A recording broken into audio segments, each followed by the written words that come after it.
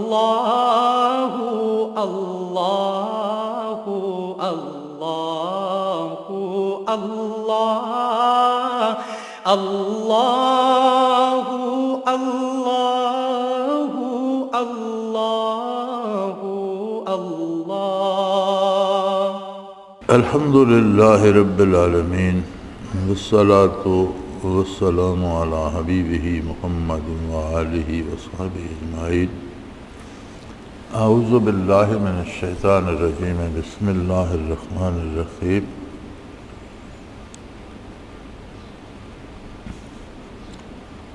ولا قوله تعالی ولا تقبلوا لهم شہادۃ ابدا، اور ان کی کوئی گواہی قبول مت کرو باوجود توبہ کے ہمیشہ کے لیے۔ یہ عدم قبول شہادت جیسا کہ امام صاحب کا مذہب ہے،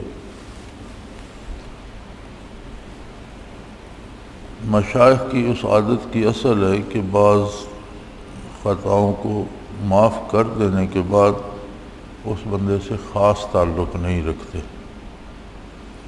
یعنی بعض خطائیں ایسی ہوتی ہیں کہ خطا تو معاف ہو جاتی ہے، لیکن بندے کا جو ایک معیار یا اس کا پہلا جو مقام و مرتبہ ہوتا ہے وہ نہیں پا سکتا۔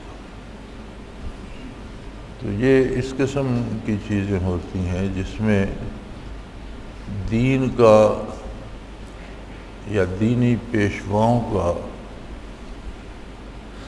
نقصان کیا جاتا ہے۔ اور بہت سی خطائیں ہوتی ہیں، کچھ خطائیں اپنی ذات کے لیے ہوتی ہیں، بندے کو خود متاثر کرتی ہیں، کچھ خطائیں ایسی ہوتی ہیں جو اپنے جیسے دوسروں کو متاثر کرتی ہیں، لیکن کچھ خطائیں ایسی ہوتی ہیں جو اکابر کو، مشائخ کو، بزرگان دین کو متاثر کرتی ہیں۔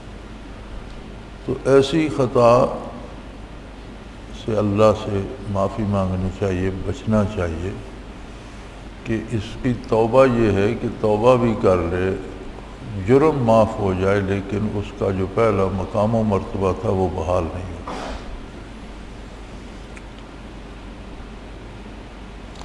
قولہ تعالی لا تحسبوہ شرا لکم بل هو خیر لکم، اپنے حق میں برا، اس کو اپنے حق میں برا نہ سمجھو بلکہ تمہارے حق میں بہتر ہے۔ روح میں ہے کہ اس میں اشارہ ہے کہ شیوخ کو اس بات پہ معذور نہ ہونا چاہیے کہ منکرین ان کی ساتھ تجلیل و انکار سے پیش آئے، اس میں ترقی ہوتی ہے۔ فرماتے ہیں اس میں مشائخ کے لیے ہے کہ منکرین جو ہوتے ہیں وہ ان کی توہین کرتے ہیں یا آوازیں کستے ہیں یا طعنے دیتے ہیں، تو اس پہ آزردہ نہ ہونا چاہیے کہ منکرین کی اس طعن و تشنیع سے من جانب اللہ انہیں اور ترقی ملتی ہے۔ وَلَوْلَا إِذْ سَمِعْتُمُوهُ ظَنَّ الْمُؤْمِنُونَ وَالْمُؤْمِنَاتُ بِأَنفُسِهِمْ خَيْرًا، جب تم لوگوں نے یہ بات سنی تو مسلمان مرد اور مسلمان عورتوں نے اپنے آپس والوں کے ساتھ نیک گمان کیوں نہ کیا۔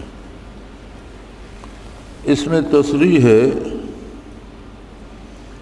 کہ خبروں میں سخت احتیاط و تحقیق سے کام لینا چاہیے۔ یہ اہل اللہ کی عادت لازمہ ہے کہ بعید سے بعید احتمال پر بھی حسن ظن نہیں فرماتے ہیں۔ یعنی ہر سنی سنائی بات کو مان نہیں لینا چاہیے بلکہ تحقیق کرنی چاہیے، اور تحقیق و تصدیق کے بعد مان لینی چاہیے۔ نبی کریم صلی اللہ علیہ وسلم کے ارشاد عالی ہے کفا بالمرء کذبا ان یحدث بکل ما سمع، او کما قال رسول اللہ صلی اللہ علیہ وسلم، کہ کسی کے جھوٹا ہونے کے لیے یہی کافی ہے کہ جو بات سنے وہی آگے کر دے، بلا تحقیق جو کسی سے سنے وہ آگے کر دے، تو کسی کے جھوٹا ہونے کے لیے یہی بات کافی ہے۔ تو فرماتے ہیں مشائخ کی یہ عادت ہے کہ حسن ظن رکھتے ہیں، چھوٹی چھوٹی باتوں پر کسی سے بد ظن نہیں ہوتے۔ اس کی اصل یہی آیت ہے کہ جب تک تصدیق نہ ہو اس وقت تک اس خبر کو اہمیت نہ دی جائے۔ قولہ تعالی ولولا اذ سمعتموہ قلتم ما یکون لنا ان نتکلم بہذا، اور تم نے جب اس کو سنا تھا تو یوں کیوں نہ کہا کہ ہم کو زیبا نہیں کہ ایسی بات بھی منہ سے نکالے۔ کیونکہ اس قصہ میں علاوہ عام گناہ تہمت کی خاص بات یہ تھی کہ حضور صلی اللہ علیہ وآلہ وسلم کی اہلیہ محترمہ سے تعلق تھا زیادہ، ان کا سبب بھی تو اس بنا پہ اس پر دال ہے کہ شیخ کے اہل و عیال کے ساتھ خصوصیت کے ساتھ ادب و احترام سے پیش آنا چاہیے، اور ان کو ایذا پہنچانا دوسروں کی ایذا سے زیادہ کبھی ہے۔ اس آیہ کریمہ میں چونکہ نبی کریم صلی اللہ علیہ وسلم کو ایذا پہنچائی گئی اور آپ کے اہل خانہ پر الزام اور تہمت لگائی گئی، تو فرماتے ہیں تہمت ویسے بھی جرم ہے، لیکن جب نبی کریم صلی اللہ علیہ وسلم کے خاندان پہ لگائی گئی تو بہت بڑا گناہ بن گیا۔ اسی طرح مشائخ کے اہل خانہ اور ان کے گھر والوں پر الزام تراشی نہیں کرنی چاہیے، احترام سے پیش آنا چاہیے۔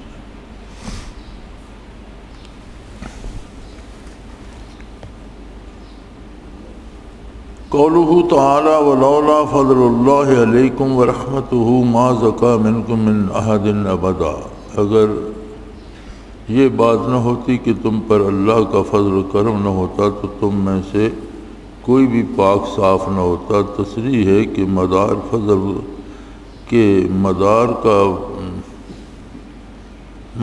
کار فضل ہے، نہ کہ صحیح و مجاہدہ۔ فرماتے ہیں اس آیہ کریمہ میں یہ وضاحت ہے کہ مقامات و مرتبہ یا فضیلت یا ترقی یا وہ رتبہ دینا یہ اللہ کے کرم سے ہے، مجاہدے سے نہیں۔ لیکن مجاہدہ اپنی جگہ ضروری ہے، مجاہدہ اطاعت الہی ہے، ذوق اور طلب کا گواہ ہے کہ جس میں کوئی طلب ہوتی ہے وہ مجاہدہ کرتا ہے، اور مجاہدہ کرنا چاہیے، لیکن اپنے مجاہدے پہ بھروسہ نہ کرے کہ ثمرات من جانب اللہ ہوتے ہیں، پھل اللہ کی طرف سے لگتے ہیں۔ اور یہ بھی ضروری ہے، اب ایک آدمی باغ لگاتا ہے، اسے پودوں کی گوڈی کرتا ہے، کھاد دیتا ہے، رکھوالی کرتا ہے، پانی دیتا ہے، لیکن پھل لگانا نہ اس کی محنت کے بس میں ہے نہ اس کے بس میں ہے۔ جو اللہ چاہتا ہے اتنا پھل لگتا ہے، وہ چاہے تو لگے لگائے کو برباد کر دے، وہ چاہے تو پودوں پہ پھل آئے ہی نہیں، یہ اس کا کام ہے۔ تو یہ بھی صحیح نہیں ہے کہ بندہ یہ سمجھے کہ پھل تو اللہ نے لگانا ہے، میں نے پودا لگا دیا، اب نہ اس کی دیکھ بھال کروں، نہ اس کو پانی دوں، نہ گوڈی کروں، یہ بھی درست نہیں۔ مجاہدہ ضرور کرے، لیکن مجاہدے پر اپنے پر نہ ناز کرے، نہ فخر کرے، نہ اس پہ اعتماد کرے۔ ترقی جو ہوگی وہ اللہ کی عطا سے ہوگی۔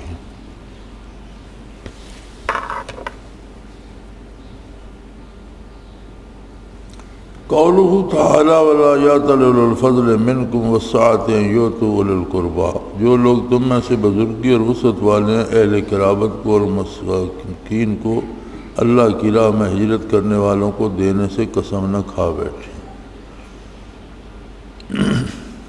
روح میں اس طرف اشارہ ہے کہ بزرگوں کو مناسب ہے کہ مریدوں کی لغزشوں پر اپنے فیوز کو بند نہ کریں۔ فرمایا اس آیہ کریمہ میں ہے اس طرف سلوک کا جو مسئلہ نکلتا ہے وہ یہ ہے کہ مشائخ کو چاہیے کہ اگر طالبین سے، مریدوں سے کچھ لغزش بھی ہو جائے، غلطی بھی ہو جائے تو فیض کو روکیں نہیں۔ یہ بڑا عجیب مسئلہ ہے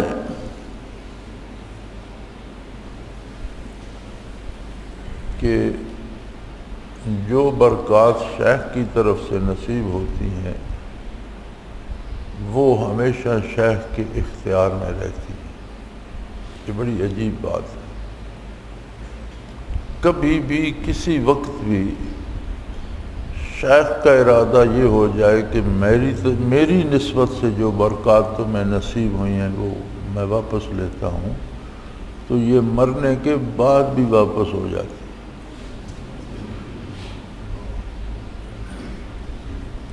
میں نے لوگوں کو دیکھا ہے کہ برزخ میں بھی ان کی حالت بدل گئی۔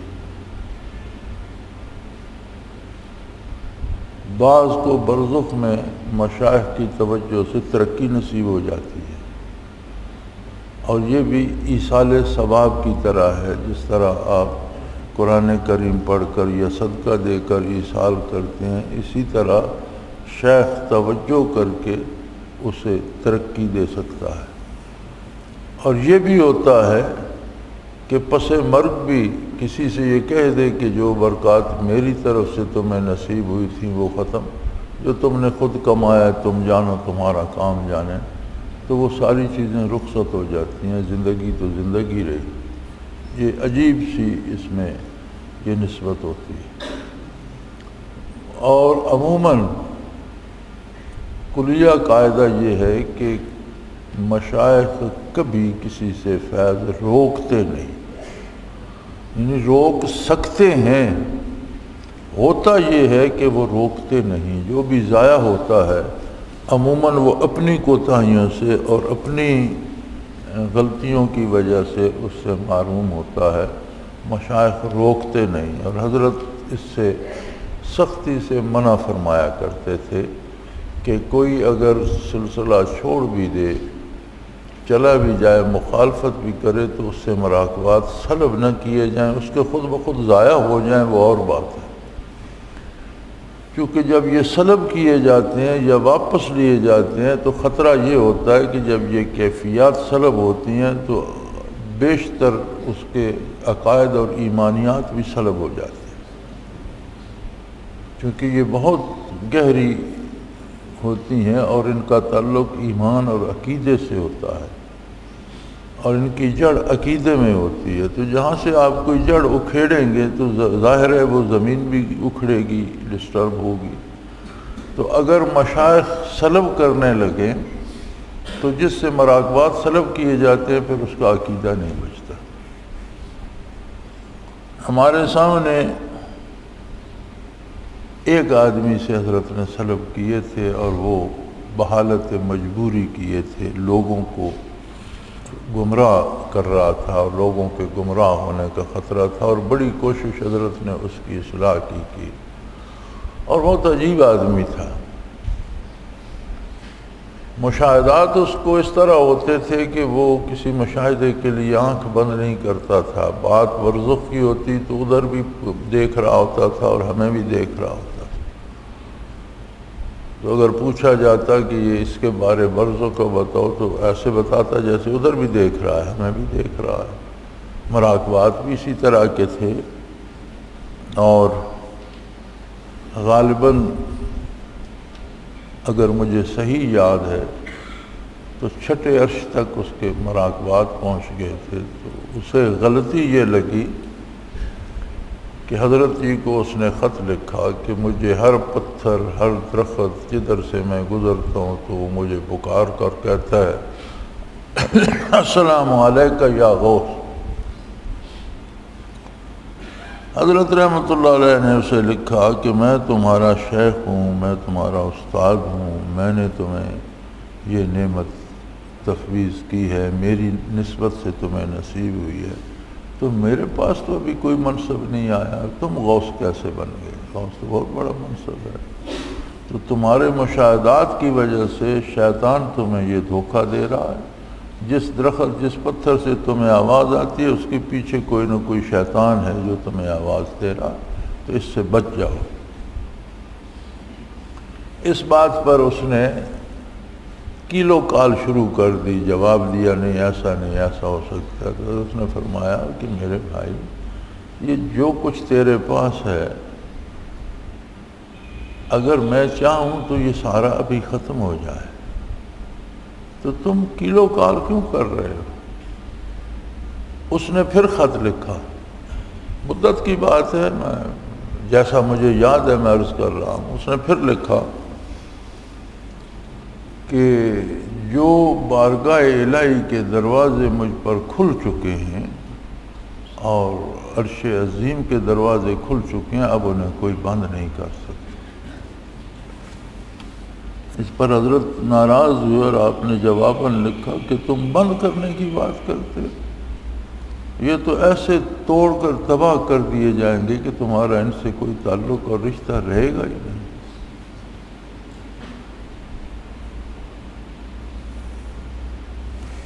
چنانچہ جب حضرت کا ارادہ اس طرح کا ہوا تو اس کے اعمال سلب ہو گئے، بالکل کورا خالی ہو گیا، نہ کشف رہے، نہ مشاہدہ رہا، نہ مراقبات رہے۔ پھر ایک دفعہ میں حضرت جی کی خدمت میں تھا، کچھ عرصہ بعد، سال ڈیڑھ سال بعد، میرے سامنے وہ آیا، اس کے پاس ایک بوس کی کپڑے کا شاید ٹکڑا تھا، قمیض تھی یا سوٹ تھا یا بوس کی رنگ کا تھا، مجھے رنگ بھی یاد ہے آج تک۔ وہ اس نے حضرت کو پیش کیا، کچا مکان ہوتا تھا، حضرت اس میں تشریف فرما تھے، اور کہنے لگا کہ حضرت میں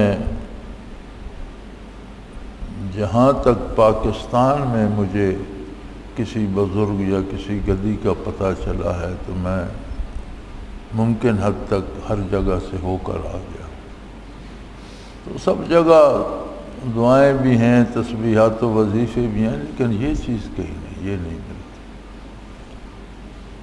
تو آپ مجھ پہ کرم فرمائیں، مہربانی کریں اور مجھے واپس قبول فرما لیں۔ آپ نے فرمایا میں تو ناراض بھی نہیں ہوں، اور میرا کام جو ہے تربیت کرنا ہے، لیکن جو کچھ تھا وہ تم نے تباہ کر دیا، اب وہ سارا کچھ تم سمجھو جیسے ضائع ہو گیا تھا ایسے واپس مل جائے، ایسے ممکن نہیں ہے۔ اگر تم میں ہمت ہے تو پھر الف بے سے پہلے لطیفے سے شروع ہو جاؤ، اللہ کو منظور ہوگا تو پھر مل جائے گا، لیکن تم سمجھو کہ جو کچھ چلا گیا ہے وہ ویسے واپس آ جائے تو یہ ممکن نہیں ہے۔ یہ بات اس کو پسند نہ آئی، وہاں سے تو خاموشی سے چلا گیا، پھر واپس حضرت کے پاس آیا نہیں۔ میں نے پھر اسے دیکھا تو نہیں، لیکن اس کے بارے سنا ہے۔ وہ بندہ ایسا نیک تھا کہ ایک دفعہ ایک بندے کو یہاں نورپور جنات نے بڑا تنگ کیا، تو میں اسے پکڑ کر لے گیا حضرت جی کی خدمت میں، حضرت نے توجہ دی، ٹھیک ہو گیا، تو فرمایا اسے، میر علی شاہ نام تھا اس کا، اسے میر علی شاہ کے پاس چھوڑو، 40 دن وہاں رہے، ٹھیک ہو جائے گا۔ تو میں نے اس کے بھائی سے کہا کہ اسے وہاں چھوڑو، سرگودا میں رہتے، سرگودا کے ایک گاؤں میں رہتے۔ وہ چھوڑا تو تیسرے دن واپس آ گئے۔ تو میں نے کہا تمہیں تو حضرت نے کہا تھا 40 دن وہاں رہنے، کہا نا اس نے مجھے بھگا دیا۔ میں نے حضرت سے شکایت کی کہ وہ شاہ جی نے تو اسے بھگا دیا۔ تو حضرت نے پوچھا تو وہ کہنے لگا حضرت یہ سارا دن وضو ہی کرتا رہتا ہے، باوضو رہ نہیں سکتا، میں ایسے بندے کو پاس نہیں رکھ سکتا۔ اس کی اپنی عادت تھی، تہجد کے لیے اٹھتا تو وضو کرتا تھا، اور پھر فجر ظہر تک اسی وضو سے رہتا، اور پھر عصر کے وقت وضو کرتا تو عشاء سونے تک اسی دن میں 2 دفعہ وضو کرتا تھا، اور سارا دن باوضو رہتا تھا، اور سارا دن تلاوت یا سجدے یا نماز یا ذکر اذکار مراقبات اس کا کام۔ تو اس نے کہا یہ تو بار بار وضو کرتا، یہ باوضو رہ نہیں سکتا، میں ایسے بندے کو اپنے کمرے میں نہیں رکھ سکتا، یہ میں نے بھگا دیا۔ پھر جب وہ چلا گیا تو اس کے بعد میں نے دیکھا نہیں، لیکن ساتھیوں سے سنا کہ اللہ کے وجود کا بھی منکر ہو گیا تھا، اور کہا کرتا تھا کہ کوئی خدا نہیں ہے، یہ سب بناوٹ بنی ہوئی ہے، یہ پتھر بھی خدا ہے، یہ لوٹا بھی خدا ہے، یہ دروازہ بھی خدا ہے۔ میں کہتا ہوں پھر تم ثابت کرو کہ یہ خدا نہیں ہے۔ تو یہ جو سلب کیا جاتا ہے، تو سلب حضرت نے اس وجہ سے کیا تھا کہ وہ اب دوسروں کو گمراہ کر رہا تھا، اپنے پہلے غوثیت منواتا، پھر شاید مرزا قادیانی کی طرح نبوت تک چلا جاتا، چونکہ شیطان کے رستے پہ چل پڑا تھا۔ تو اس سے روکنے کے لیے اس ایک آدمی کے احوال حضرت نے سلب کیے تھے، وگرنہ عموماً یہ ہوتا ہے کہ چھوڑ دیا جاتا ہے، توجہ روک لی جاتی ہے، تو اس کے از خود آہستہ آہستہ آہستہ آہستہ ختم ہو جاتے ہیں۔ ایک شخص کو حضرت نے نکال دیا تھا سلسلے سے، تو وہ کہا کرتا تھا کہ مجھے کچھ نہ کچھ مشاہدات تو اب بھی ہوتے ہیں، اس میں سلسلے کا کیا کمال ہے۔ تو میں نے حضرت کی خدمت میں عرض کیا کہ اس طرح وہ کہتا ہے تو کیا اسے مشاہدات ہوتے ہیں؟ تو آپ نے فرمایا کہ جب سورج غروب ہوتا ہے تو کافی دیر تک روشنی رہتی ہے، لیکن پھر رات آ جاتی ہے۔ اگر سلب نہ کیے جائیں، چھوڑ دیا جائے، تو پھر جس طرح سورج غروب ہونے کے بعد مغرب میں تھوڑی سی روشنی رہتی ہے، پھر آہستہ آہستہ تاریکی ہو، تو کچھ نہ کچھ اسے نظر آتا رہے گا، 2 4 10 دن، مہینہ 2 مہینے، پھر آخر تاریکی چھا جائے گی۔ اور یہ اس لیے ہے کہ اگر سلب کروں تو شاید خطرہ ہے کہ اس کا ایمان بھی چلا جائے، تو اس سے بہتر ہے کہ آہستہ آہستہ ختم ہو جائیں گے۔ تو یہ بہت نازک معاملہ ہے۔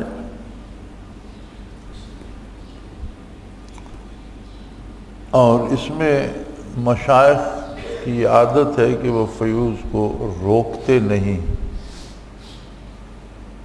اگر کسی کو کم ملتا ہے تو 2 چیزیں ہوتی ہیں، ایک طرف سے یہ بجلی آ رہی ہے، ایک طرف ہم وصول کر رہے ہیں۔ اگر ہم نے 0 کا بلب لگایا ہوا ہے تو روشنی تھوڑی ہوگی، وہیں ہم نے 100 وولٹ کا لگا دیا تو جگمگ جگمگ ہونے، بجلی تو وہی ہے جو آ رہی ہے۔ تو وصول کرنے والے یعنی ریسیونگ اینڈ پہ جو استعداد ہوتی ہے اتنی چیز ملتی ہے۔ قولہ تعالی ذالک ازکی لہم، یہ ان کے لیے زیادہ صفائی کی بات ہے، چونکہ ذالک میں غض بصر بھی داخل ہے جو مقدمات زنا سے ہے، پس اس میں افعال غیر مرضیہ کے مقدمات کا انسداد ہے۔ یہ تعلیم سلوک کا ایک عظیم باب ہے۔ یہ کہا گیا ہے کہ آنکھیں یا نگاہیں نیچی رکھو، یہ تمہارے لیے بہت پاکیزہ ہے۔ تو فرمایا اس میں غض بصر کی بات ہے، یعنی نگاہوں کو بچانے کی بات ہے۔ تو یہ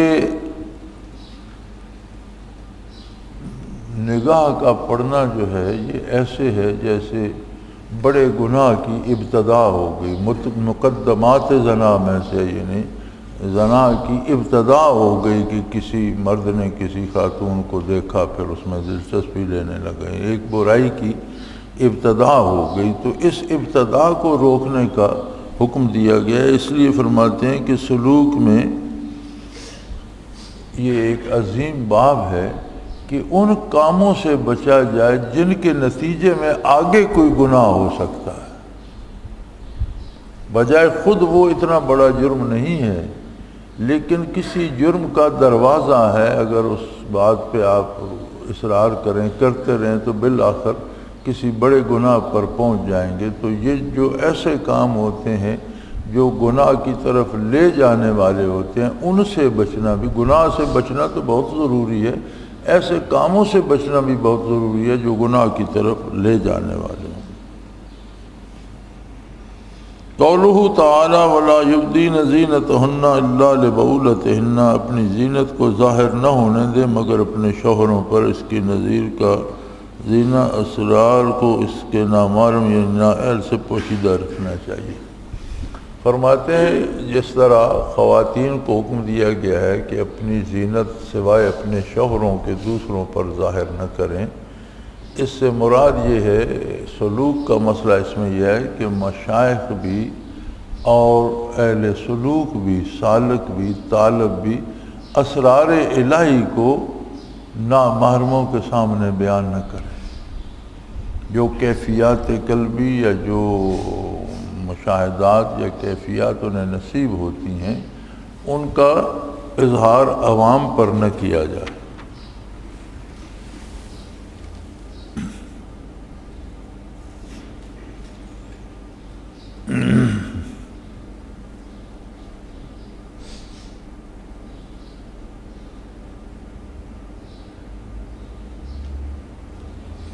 قولہ تعالی اللہ نور السماوات والارض، اللہ تعالی نور دینے والا ہے آسمانوں اور زمین کا۔ امام غزالی نے نور کی تفسیر ظاہر بنفسہ ہی و مظہر لغیرہ کر کے اس کا مصداق وجود کو ٹھہرایا ہے۔ تو نور نور السماوات والارض کے معنی وجود السماوات والارض کے ہوئے، اور حاصل مسئلہ وحدت الوجود کا یہی ہے۔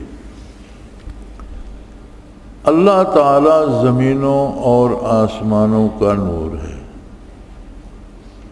فرماتے ہیں امام غزالی نے نور کی تفسیر یہ کی ہے، ظاہر بنفس ہی و مظہر لغیر ہی، کہ اس اپنی ذات میں ظاہر تو ہے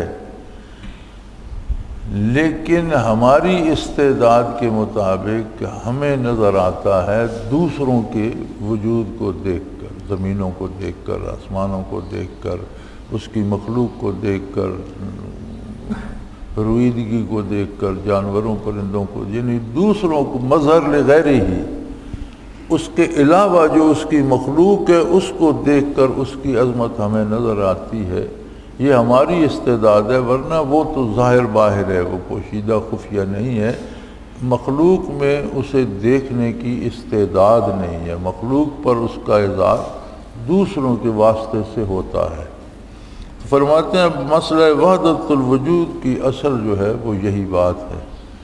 یہ جو کہا گیا ہے نا وحدت الوجود، یہ ہے کہ حقیقی وجود صرف اللہ کا ہے، باقی جتنے وجود ہیں وہ اس کے قائم رکھنے سے قائم ہے، جسے وہ قائم نہ رکھنا چاہے وہ مٹ جاتا ہے، لہذا ان کی کوئی حیثیت نہیں۔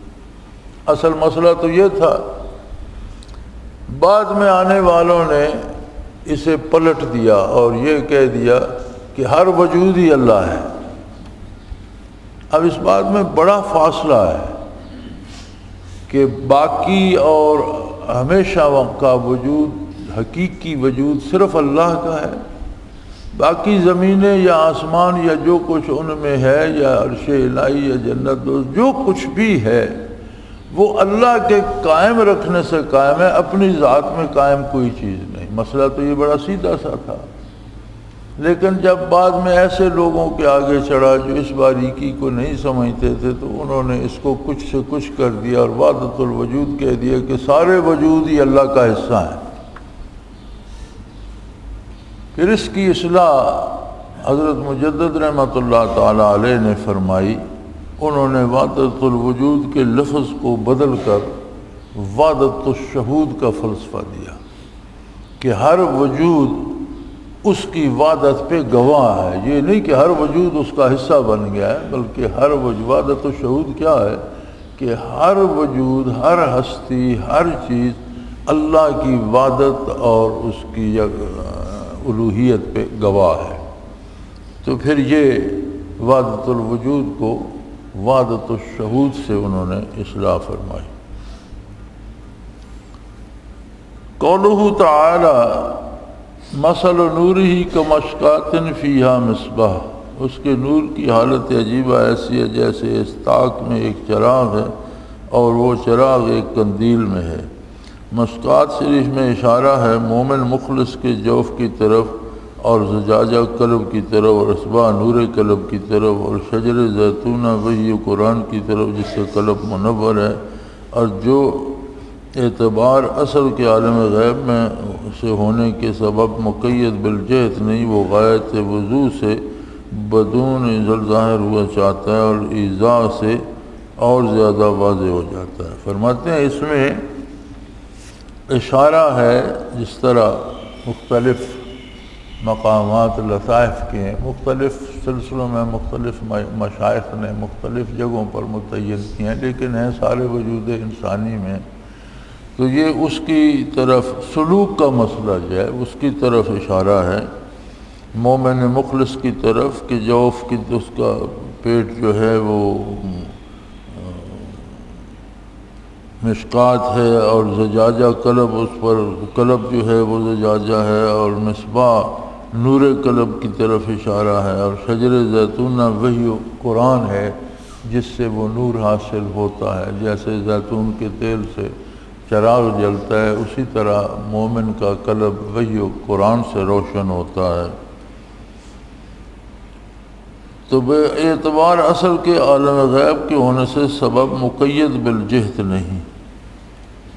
تو چونکہ یہ عالم غیب سے، عالم امر سے، علم الہی سے یہ چیزیں آتی ہیں، تو ان کی کوئی جہت، کوئی طرف مقرر نہیں ہے کہ ادھر سے آ رہی ہے یا ادھر سے آ رہی ہے، کوئی جہت مقرر نہیں، جدھر دیکھو نور ہی نور ہوتا ہے۔ اور یہ بات ایضاح سے، یعنی اس کی چمک اور اس کی روشنی کا جو ذکر کیا گیا اس سے زیادہ ظاہر ہو جاتی ہے۔ اس کا مطلب ہے کہ سالکین نے جو لطائف، طریقے ذکر اور اس پر انوارات الہی اخذ کیا ہے، اس کی اصل اس آیت میں بھی موجود ہے کہ وحی اور قرآن کریم برکات نبوت اصل ہیں، اور مومن کے دل میں اللہ نے چراغ بھی رکھ دیا ہے، ایک طاق بھی بنا دیا ہے، اس پر قندیل بھی رکھ دی ہے، اسے محفوظ بھی کر دیا ہے۔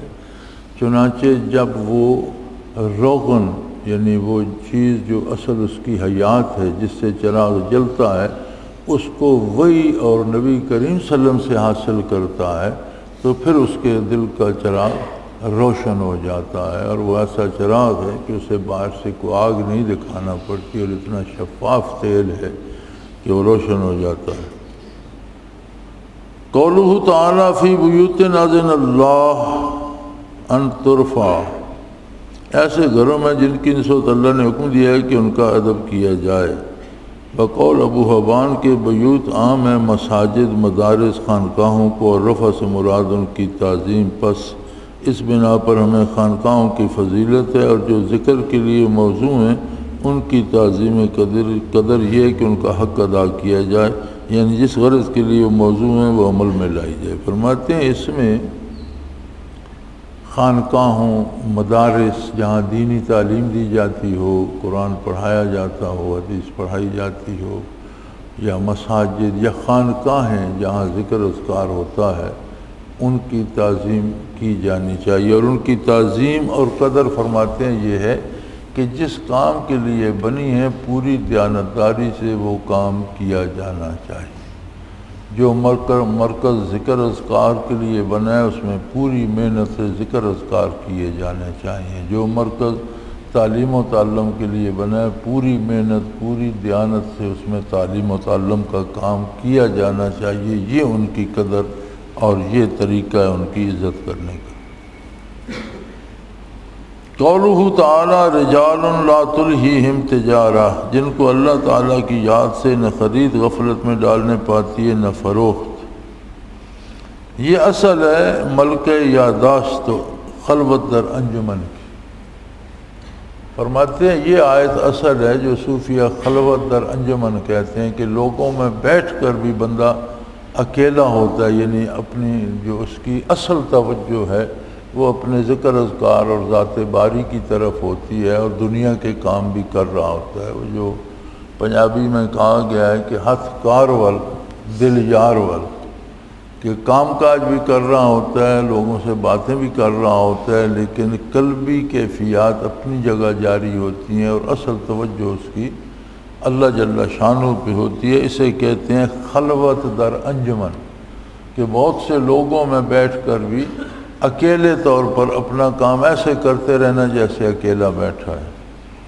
تو فرمایا صوفیاء کو اللہ کی طرف سے اس طرح کا اس کی یاداشت اور ذکر کا ملکہ عطا کر دیا جاتا ہے، اتنی قوت حاصل کر لیتے ہیں اللہ کے کرم سے کہ وہ کام کاج دنیا کا بھی کر رہے ہوں تو دل اللہ کی طرف لگا ہوتا ہے اور اپنے اذکار کر رہا ہوتا ہے۔ قولہ تعالیٰ اعمالہم کسراب بقیۃ یصحبہ الزمان ماء، ان کے اعمال ایسے ہیں جیسے ایک چٹیل میدان میں چمکتا ہوا ریت کہ پیاسا اس کو پانی خیال کرتا ہے۔ یہ حالت مغرورین طریق کی کہ وہ اپنے اعمال کو حقائق سمجھتے ہیں، حالانکہ وہ محض خیالات ہیں جن کی حقیقت امتحان یا موت کے وقت معلوم ہو جاتی ہے۔ فرمایا یہ ان لوگوں کا حال ہے جو صوفی اور سالک بننے کی سعی تو کرتے ہیں یا اظہار کرتے ہیں یا وہ طریقہ اختیار کرتے ہیں، لیکن حقیقت انہیں نصیب نہیں ہوتی، محض اپنے وہم اور خیال میں تومار باندھتے رہتے ہیں کہ میں فلاں مرتبے پر ہوں، اور میں غوث ہو گیا، میں قطب ہو گیا، میں ابدال ہو گیا، میری یہ ترقی ہو گئی، میں بہت اونچی منزل پر ہوں، حالانکہ ان کے پاس ہوتا کچھ نہیں۔ تو ان کی مثال ایسی ہے کہ جیسے صحرا میں پیاسے کو دور سے چمکتی ہوئی ریت پانی لگتی ہے، جب وہاں جاتا ہے تو وہاں کچھ بھی نہیں ہوتا۔ اسی طرح یہ زندگی میں تو اس دھوکے میں رہتے ہیں، جب موت آتی ہے تو اصل حالت کھل جاتی ہے اور پتہ چل جاتا ہے کہ ہم تو دھوکے میں رہے، یہاں تو کچھ بھی نہیں تھا۔ قولہ تعالی من لم یجعل اللہ لہ نورا فما لہ من نور، جس کو اللہ ہی نور نہ دے اس کو نور نہیں۔ یہ اصل ہے اس میں کہ جس میں استعداد نہیں اس میں فعل نہیں۔ اللہ ہی جس کو نور نہ دے فما لہ من نور، اسے نور نصیب نہیں ہوتا۔ فرماتے ہیں کہ فطری طور پر کسی میں اللہ نے استعداد ہی نہ رکھی ہو تو اسے کچھ حاصل نہیں ہوتا۔ استعداد عطائے الہی ہے اور وہ قادر ہے، جب چاہے دے سکتا ہے، لہذا اللہ سے استعداد طلب کرنی چاہیے تو مراقبات و مقامات یا رتبے خود بخود مل جاتے ہیں۔ اور بندے کو یہ وہم پڑ جائے کہ میں بڑا مقدس، بڑا نیک، مجھ میں استعداد ہے، تو وہ مار کھا جاتا ہے۔ لہذا اللہ کریم سے ہر وقت یہ طلب کرنا چاہیے کہ اللہ میں اہل نہیں ہوں، مگر تیری عطا تو مجبور نہیں ہے، مجھے اہل بنا دے۔ مجھ میں استعداد نہیں ہے تو مجھے استعداد عطا کر دے۔ تو اس سے اپنے عجز کا اور عظمت الہی کا خیال رہتا ہے۔ اور اگر یہ خیال خدا نخواستہ آ جائے کہ میں تو بڑا پارسا ہوں تو پھر مارا گیا۔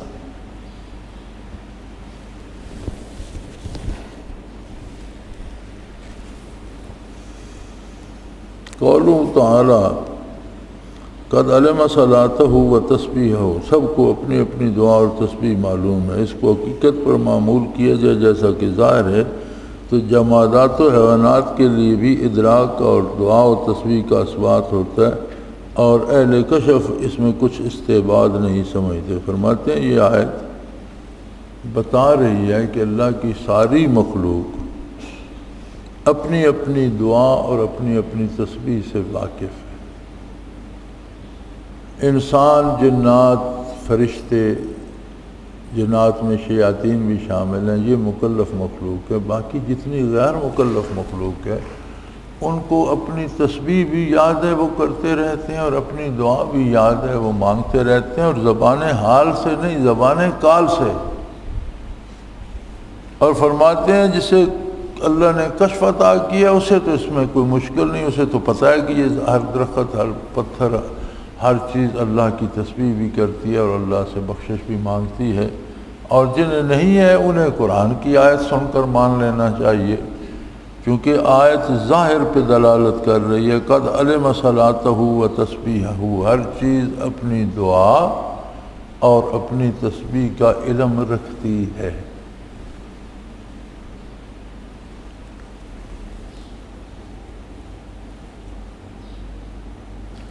قولہ تعالی وَيَقُولُونَ آمَنَّا بِاللَّهِ وَبِالرَّسُولِ وَأَطَعْنَا ثُمَّ يَتَوَلَّىٰ فَرِيقٌ مِّنْهُمْ، اور یہ لوگ دعویٰ تو کرتے ہیں کہ ہم اللہ پر، رسول پر ایمان لے آئے، حکم مانا، پھر ان میں کا ایک گروہ سرتابی کرتا ہے۔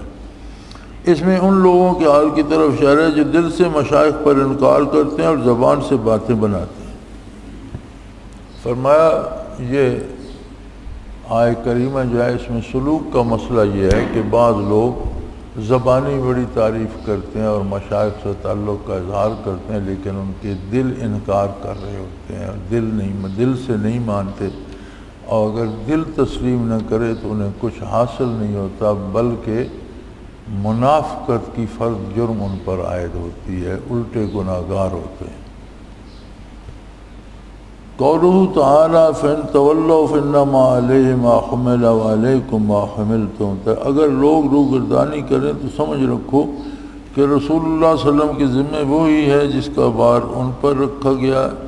اس میں دلالت ہے جو شخص خود اعراض کرے شیخ کو اس کے درپے ہونا مناسب نہیں، اس کا کام تبلیغ کر دینا۔ فرمایا اس آیہ کریمہ سے یہ ثابت ہوتا ہے کہ اگر کوئی شیخ کو سلسلے کو چھوڑ کر چلا جائے تو شیخ کے لیے مناسب نہیں کہ اس کے پیچھے بندے دوڑائے اور اس کے پیچھے بھاگے اور اس کو واپس لائے. نہیں، شیخ کا کام بات کا پہنچا دینا ہے. آگے کوئی مانتا ہے نہیں مانتا اس کا معاملہ اللہ کے ساتھ ہے. عموماً مشائخ یہ طریقہ نہیں کرتے. ہاں، جو دنیا دار اور ایسے ہیں انہیں یہ فکر ہوتی ہے، جن کے پاس یہ نعمت نہیں ہوتی انہیں یہ فکر ہوتی ہے کہ لوگ کھو گئے تو میری آمدن رک جائے گی یا میرے احترام میں فرق آ جائے. بندے بندے کے پیچھے بھاگتے ہیں. مشائخ پیچھے نہیں بھاگتے. کوئی پورا ساتھی چھوڑ کر بھی جانا چاہے تو اس کے پیچھے بھی نہیں جاتے. ہاں، بات پہنچاتے رہتے ہیں جو ان کی ذمہ داری ہے. نبی کریم کے ذمے اللہ کا پیغام پہنچانا تھا، کافروں کو پکڑ پکڑ کر لانا نہیں تھا. قولہ تعالی وَإِن تُطِیعُوهُ تَهْتَدُوا، اگر تم نے ان کی اطاعت کر لی تو راہ پر لگ جاؤ گے. روح میں اس میں اشارہ ہے کہ رسول اللہ صلی اللہ علیہ وسلم کی اطاعت سے کشف حقائق ہوتا ہے جو حاصل اہتداء کا ہے، کہ نبی کریم صلی اللہ علیہ وسلم کی جتنے خلوص سے مکمل اطاعت کوئی کرتا ہے اسے چیزوں کی حقیقتیں معلوم ہو جاتی. حضور اکرم صلی اللہ علیہ وسلم دعا فرمایا کرتے تھے کہ رب ارنا حقیقت الاشیاء او کما قال رسول اللہ صلی اللہ علیہ وسلم. یا اللہ ہمیں چیزوں کی حقیقت دکھا دیا کر.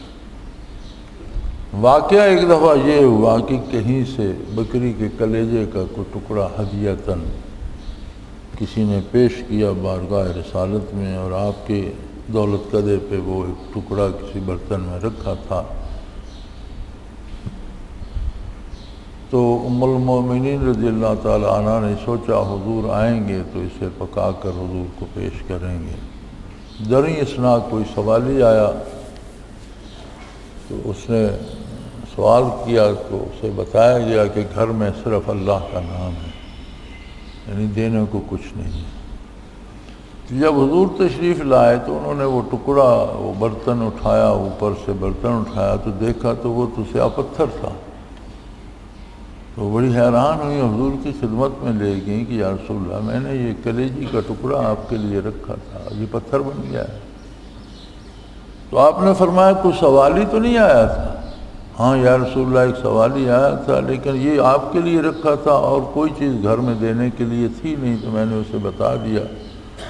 فرمایا یہ بھی تو چیز تھی، اگر آپ یہ اسے دے دیتی تو یہ بہتر ہوتا. آپ نے نہیں دیا تو اللہ نے ہمیں اس کی حقیقت بتا دی کہ جب اس سے نہیں دیا گیا تو یہ پتھر بن گیا. اور یہ اللہ کا انعام ہے کہ وہ چیزوں کی حقیقت ہم پہ ظاہر کر دے. جس پہ حقیقت ظاہر نہ ہوتی تو ہم تو اسے کلیجی سمجھ کر کھا لیتے، لیکن وہ پتھر کھانے کے مترادف تھی، اس سے کیا کیا مصیبتیں پیدا ہوتی. تو یہ اللہ کا انعام ہے کہ اس نے ہمیں حقیقت جو ہے وہ واضح کر دی. اور آپ دعا فرمایا کرتے تھے کہ اللہ ہمیں چیزوں کی حقیقت سے آگاہ فرما. تو فرماتے ہیں حضور کی دل سے خلوص سے مکمل اطاعت کی جائے تو چیزوں کی حقیقتیں منکشف ہونے لگتی ہیں. پھر بندہ حرام کے مال یا چوری یا رشوت کو دولت نہیں سمجھتا، پھر اسے یہ سمجھ آ جاتی ہے کہ یہ مصیبت ہے، یہ پریشانی ہے، یہ اللہ کی بارگاہ میں رسوائی کا سبب بنے گی، یہ آخرت میں عذاب کا سبب بنے گی. بظاہر جو کام خوشنما ہوتے ہیں لیکن شرعاً جائز نہیں ہوتے، اگر کامل اتباع کیا جائے تو پھر ان کی حقیقتیں منکشف ہونے لگتی ہیں اور وہ گناہ سے بچنے کا سبب بناتا ہے اللہ کریم. وآخر دعوانا ان الحمدللہ رب العالمین. الحمدللہ رب العالمین والصلاة والسلام علی حبیبہ محمد وآلہ وصحبہ. اللہم ربنا لا تقتلنا بغضبک ولا تہلکنا بعذابک واعف عنا قبل ذلک. اللہم ربنا لا تسلط علینا من لا یرحمنا انت ولینا فی سفرنا وحضرنا فی مالنا. اللہم ربنا سہل لنا امورنا کلها فی دیننا و دنیانا. رب یسر ولا تعسر وتمم بالخیر. اللهم انصر الاسلام والمسلمين. اللهم ربنا نور قلوبنا بنور المعرفة والإيمان.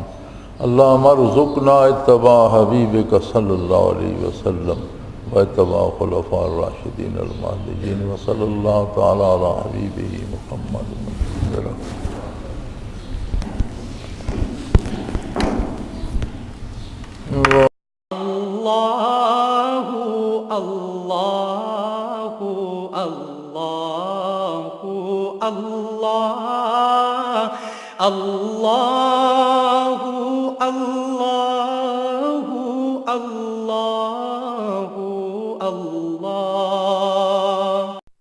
حضرت امیر محمد اکرم آوان مد ذلہ العالی دارالعرفان منارہ ضلع چکوال میں سالہ سال سے قرآن و حدیث کے اوپر خطابات کر رہے ہیں اور سلسلہ نقشبندیہ اویسیہ کے مطابق لوگوں کو ذکر الہی کی تربیت دے رہے ہیں۔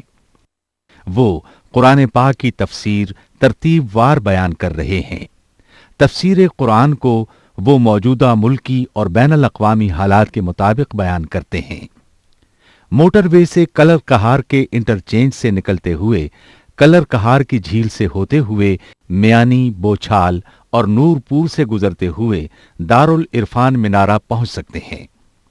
حضرت امیر محمد اکرم آوان نے بچیوں اور بچوں کی دینی اور دنیاوی تعلیم کے لیے سقارہ اکیڈمی کے نام سے ایک درسگاہ بھی قائم کی ہے، جس کا افتتاح ملک پاکستان کے صدر جنرل محمد ضیاء الحق نے اپنے دست مبارک سے کیا تھا۔ وہ تمام احباب جو اسلام کی طلب رکھتے ہیں ان سے گزارش ہے کہ دارالعرفان منارہ ضلع چکوال میں امیر محمد اکرم آوان صاحب کے خطابات سے مستفید ہوں۔ وہ ہر جمعے کو نماز سے پہلے بیان فرماتے ہیں۔ ہر ماہ کی پہلی اتوار کو ماہانہ اجتماع ہوتا ہے جس میں آپ خصوصی خطاب فرماتے ہیں اور پاکستان کے چاروں صوبوں سے احباب اس اجتماع میں شرکت کرتے ہیں۔ اس کے علاوہ یہاں سال میں 2 مرکزی اجتماعات بھی ہوتے ہیں، ایک رمضان المبارک میں اعتکاف کا اجتماع اور دوسرا جولائی اور اگست میں 40 دن کا اجتماع ہوتا ہے جس میں روحانی تربیت کی جاتی ہے۔ اپنا خون سیماب دے کر اتنا ہم کر جائیں گے، نام آقا کا چمن میں پھر رقم کر جائیں گے۔